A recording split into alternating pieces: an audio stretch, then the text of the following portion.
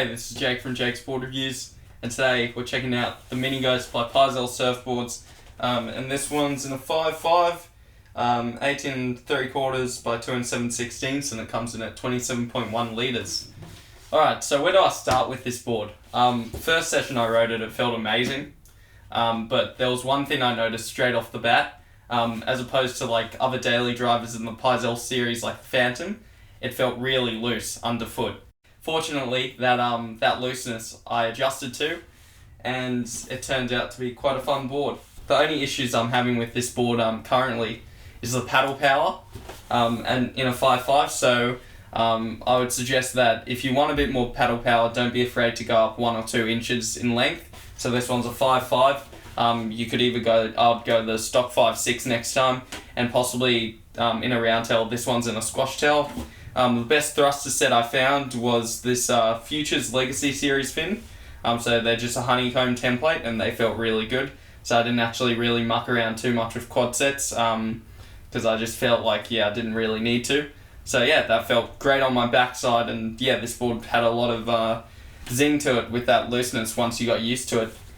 Anyway, what else to say? So it's got a bit of a beak nose for extra added paddle power on the chest, so it's got a bit of foam under your chest.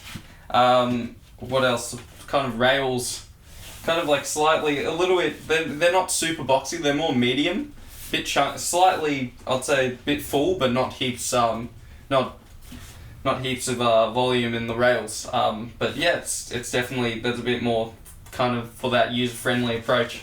Now the concave is kind of, we've got quite a bit of a double running, and then it just like kind of flattens out. But it's mainly, you can feel the double definitely with the looseness, quick on transition, so you can fit like 3 turns into like a small pocket, or 2 or 3, and that's got to do with that double concave coming into the fins. And it's not really super aggressive, so it kind of runs mainly throughout the board, possibly a bit of single at the front, but it doesn't really feel like it. So it's mainly just a bit of double throughout the board, and then flattens out in the back there.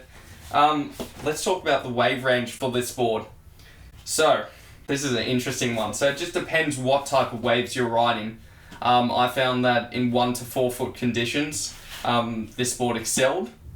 But the biggest issue I had was that if it was a really quick kind of like 4 foot wave, or quick 5 foot wave, it was a bit of a struggle to kind of keep up with the sections because of that so much double concave. It just didn't want to stick in the water enough.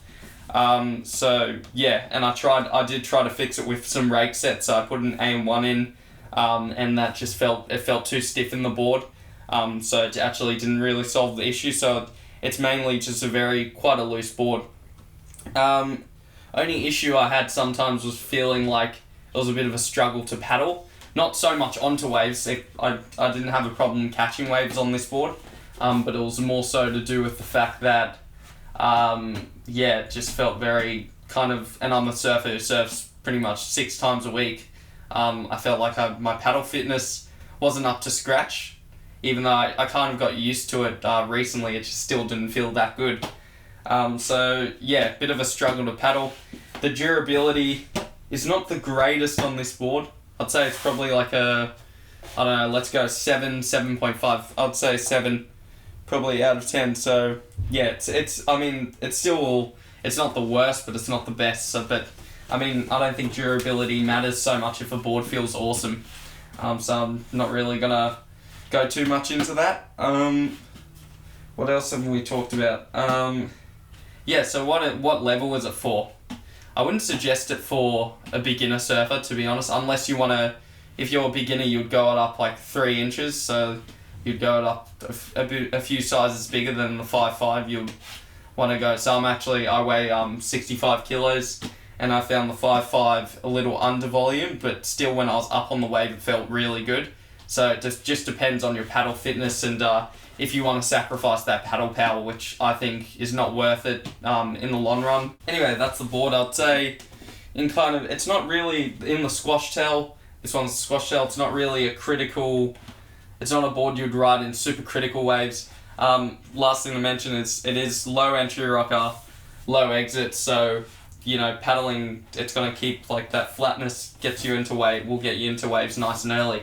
But yeah, that's pretty much it. I'd say in the like kind of wave conditions you're riding, I wouldn't. It's quite good in like kind of pockety, barrely sections. Like I had a couple tubes in like some 2 to 3 foot days. It felt really good, and it kind of knifes through and makes a drop, so it handles steep sections really well.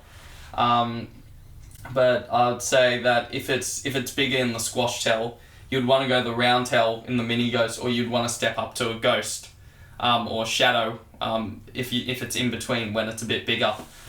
So yeah, just think of it in that. But it does feel very different from, I've ridden the Phantom, and I'd say the difference between those two boards is the Phantom sits more in the water, and it doesn't feel as loose. It's a bit more tight, but it still gets loose towards the end section, but in a more fun way, where this is, even though this is fun, it's a bit more loose throughout the whole, like, throughout the sections of every wave, it's pretty loose. But if you get used to it, you'll enjoy it a lot. It's quite similar to like, kind of like the Rocket Redux, V3 Rocket in the Lost series. So, yeah, that's a review. I'm not sure if I'll keep this. Because I'm trying to set up a quiver to go travelling later in the year, so I want to make sure that I got boards that I can fully trust. But if I was to not go travelling, I would keep it. It is super fun. So, but yeah, I'd go to size up and maybe in the round tail just for those bigger days. But I mean, the squash tail can handle big days as well, just depending on how far out the back it's breaking, how rolly it is. Yeah, it handles onshore conditions fine, which some boards in this kind of category of a board don't. So yeah, that's most good things about this board. Had a great session on it yesterday, at an onshore, just up the road. I don't want to give the location because I don't want to spoil all the locations around here. So yeah, that's my review on it. I can recommend it, but I don't think it's my favourite board in the Pyzel series, but it is pretty darn fun. So yeah, that's the review. Thanks for watching, and yeah, hopefully we can get some clips, but I apologise if we can't. The weather's just not holding up very well. We're trying, but we'll keep trying. Thanks for watching, and subscribe down below if you haven't already. Yeah, the support goes a long way, and it means a lot, so we want to keep doing this. So yeah, thanks for watching. Pyzel. Yeah, boy. Mini Ghost.